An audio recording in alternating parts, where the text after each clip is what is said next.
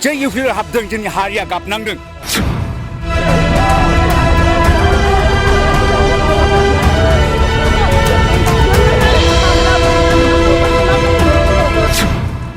मा सान्थि दं माथो बर'फोरखौ गिलु-बालु ख्राव-ख्राव गाबहोजोबदों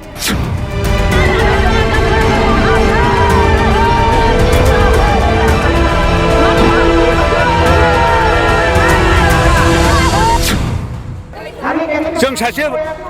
वार्डखारमोन खिन्थु जों थानाय नङा जों बिदोंमोन प्रमद सारनाव दा प्रमद सार जै सरखार जादों बर' हारिया मेगनाव मोदैजोब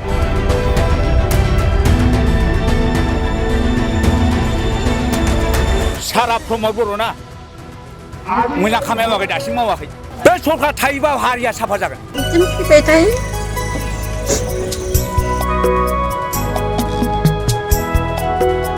दानसिजोबदों न' दानसिजोब्बाय ओमफ्राय सलार बायदिसिना लांजोब्बाय गासिबो भारा दानसिजोब्बाय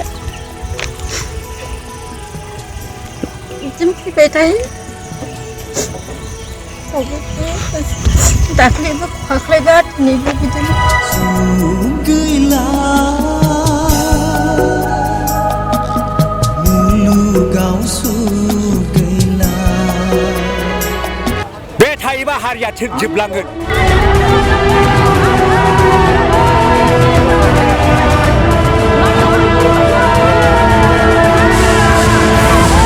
जोंनाथ' प्रमद सार आंबो फार्स्ट गोदोनि वार्डखारमोन बड'लेण्डनि जुनै सिनायथि जानाय नङा बर' हारिनि जुनै बे राजाया जोंना सारा प्रमद बर'ना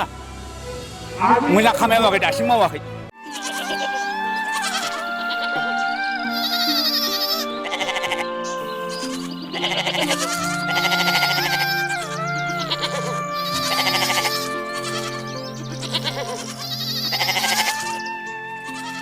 কি হে বকুল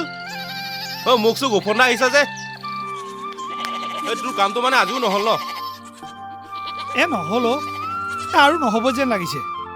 দিছপুৰলৈ তাঁত বাতি কৰি আমনিয়ে লাগি গৈছে কিয় যে অফিচবিলাক দিছপুৰলৈ লৈ গ'ল নহয় তাতে গৈ একো আও ভাৱে নাপাওঁ ঠিকেই কৈছ এই অকৰ্মণ্য অধ্যক্ষ নেতাৰ হাতত শাসনবাৰ তুলি দিয়াৰ ফল এয়া তই জাননে এটা এটাকৈ 14টা অফিচ এইখন চৰকাৰে দিছপুৰলৈ উভতাই পঠালে ৰাইজে ভোট দিছিল নহয় তাঁত বাতি কৰি থাকক এতিয়া তাকেহে